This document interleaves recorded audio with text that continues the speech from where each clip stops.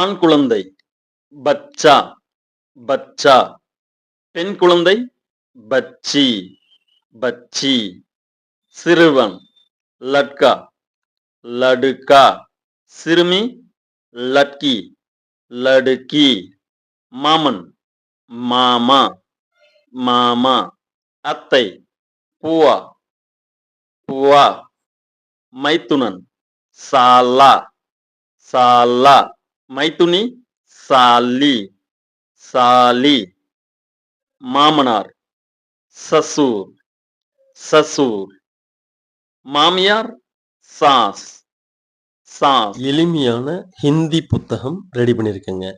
முழுக்க முழுக்க பேசிக் மட்டுமே இருக்கும்.